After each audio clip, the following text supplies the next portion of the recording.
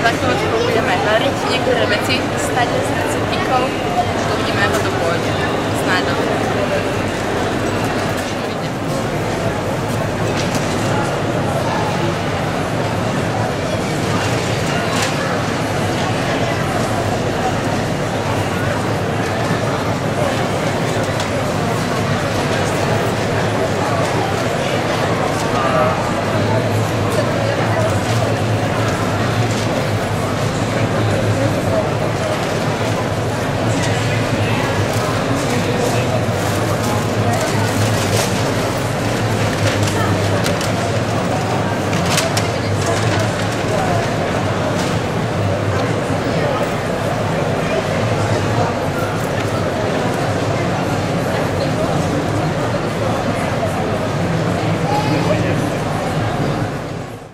Pilkovej, dobrý deň.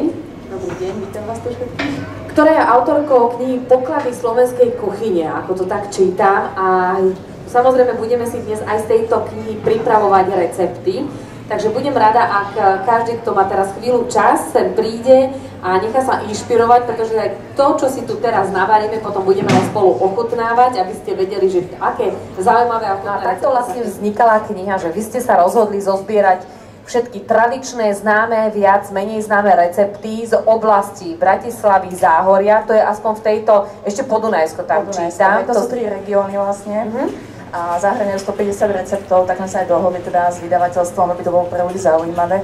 Je veľmi ťažké nájsť teda z každého regiónu 50 tradičných receptov, ktoré by sa neopakovali teda v ďalších regiónoch, pretože viete, že na Slovensku sa väčšinou jedno jedlo varí v každej dedine, v každom meste, len má iný názov, prípadne nejaké iné suroviny sa k tomu pridávajú. Ale tak snažila som sa vybrať do každej knižky, teraz už píšem 4. mimochodom, niečo špeciálne alebo niečo, čo je pre tú danú oblasť tradičné vlastne, typické. Ak môžem túto knižku, takto vyzerá tá kniha, o ktorej sa rozprávame. Tu nájdete 150 receptov z oblasti Bratislava, Záhorie, Podunajsko. Recepty, ktoré sú dnes ešte bežne si ich varíme, ale sú tam aj recepty, ktoré ste oživovali. To znamená, že kedysi dávno patrili medzi našu tradičnú, patrili do tradičného jedálneho lístka a vymizli. Je to tak, ako veľa z tých receptov sa varí dodnes, teda naše staré mamy alebo mami ešte určite varia. Mladšia generácia už teda žije väčšinou na fast foodoch alebo na rýchlom stravovaní sa, väčšinou je to talianska kuchyňa. Ale sú tam také jedlá, napríklad pohánková cícerová kaša, alebo sú rôzne mliečne zavárané polievky, ktoré teda už sa bežne nevaria. Tak dúfam, že si ich nájdete v týchto receptíkoch a pokúsite sa to ešte, tí, čo ste to ešte nikdy nevarili, pokúsite sa to nejak zrealizovať.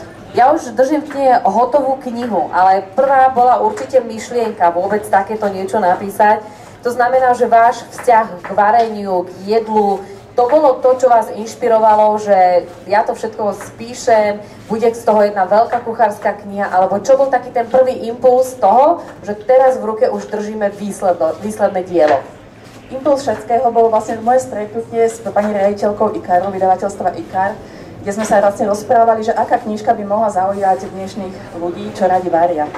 No, vyplynulo to z toho, že od malička vlastne zbieram recepty, nejaký čas som aj varila v nejakých reštauráciách a keďže mám predkov aj z Bardejova, aj z Banskej Štiavnice, aj z Bratislavy, z celého Slovenska, mám tam aj veľa priateľov, tak sme sa rozhodli, že je super zúžitkovať všetky tieto recepty z týchto oblastí a z týchto regiónov vlastne a že by sme mohli vlastne zahrnúť 23 regiónov Slovenska, čo sú vlastne bývalé pôvodné župy, nie sú to oficiálne názvy alebo oficiálne hranice. A týchto 23 regiónov, že začleníme vlastne do 10 knížiek. To znamená, toto je jedna a takýchto bude 10? Takých bude 10. No, tak práca je ešte vyššie hlavy, vás čaká určite.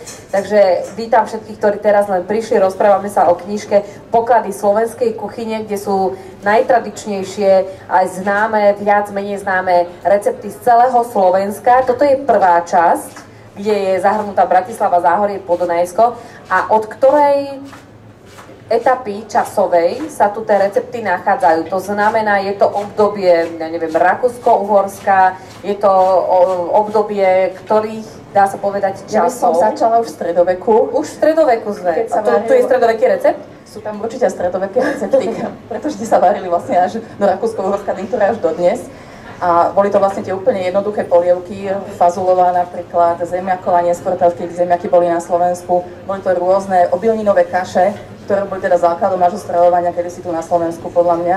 A tie vlastne pretrvali až dodnes, pretože dneska už veľa ľudí sa vlastne vracia k zdravej výžive a znova sa vracajú pohánkové, cicerové a iné obilninové kaše. A teraz mi prezráte, keďže sú tu také recepty zo stredoveku, ako ste ich hľadali a ako ste prišli k tomu, že toto je recept, ktorý sa kedysi varil? No ja musím strašne poďakovať veľa ľuďom, čo teda som ich oslovila. Sú to rôzne záujmové spolky, občianske združenia, sú to osvetové centra v týchto regiónoch. Ja som týchto ľudí vlastne oslovila s tým, že sa ide takýto projekt robiť, či by mi vlastne s tým mohli pomôcť, že nejaké recepty ja už teda mám a že či by mi to teda pozreli, či to je správne, či sa to vôbec varilo teda, lebo každý človek si myslí, že ten jeho recept je z tej oblasti.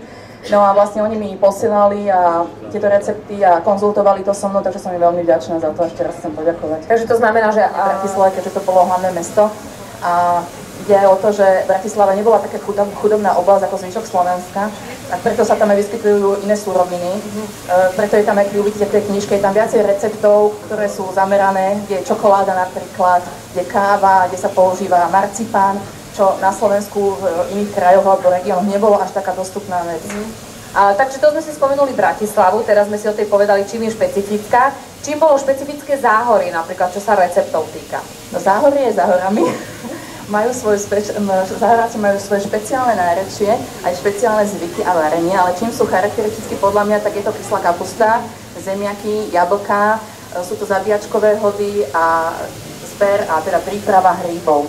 Takže to je oblasť Záhoria, ešte tu máme oblasť Podunajska.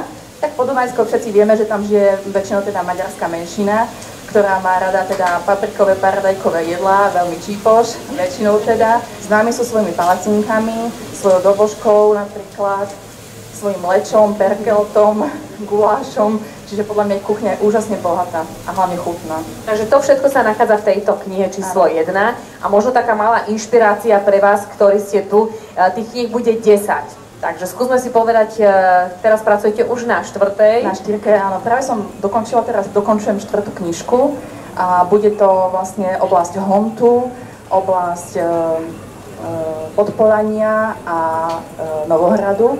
To sú tiež veľmi špecifické regióny a veľmi zaujímavé recepty, že máte sa asi na čo tešiť. A v tej dvojke sme to predbehli?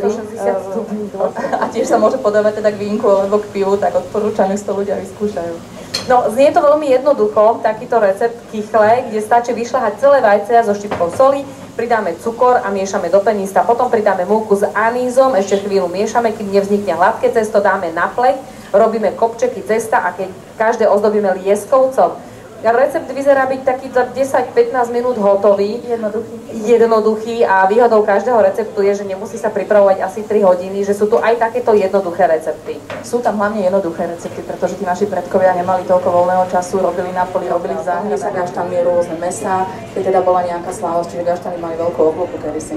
A dneska je to samozrejme, sú to recepty, ktoré sa nachádzajú aj v tejto knihe Poklady slovenskej kuchyne. Táto kniha už je na svete. A potom pribudnú ďalšie a ďalšie, dokopy ich bude 10, to znamená celé Slovensko.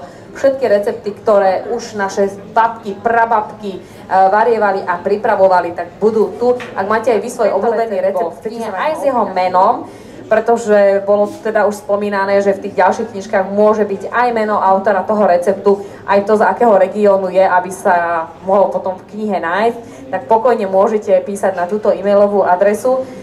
Kuchári naši, no pivo. Nebolo málo piva v tej pivnej pomazánke? A ďakujem vám. Zažila dobrú chuť, takže ďakujeme veľmi pekne. Ešte tu samozrejme ostaneme k dispozícii, kým budete degustovať a chutnať tieto špeciality. Tak Silvia, veľmi pekne vám ďakujem za spoluprácu. Ďakujem aj za všetky tie informácie zaujímavé, ktoré ste zozberali. Držím palce, aby sa vám darilo, aby tie knihy bolo ich 10 a aby boli naozaj úspešne, aby sa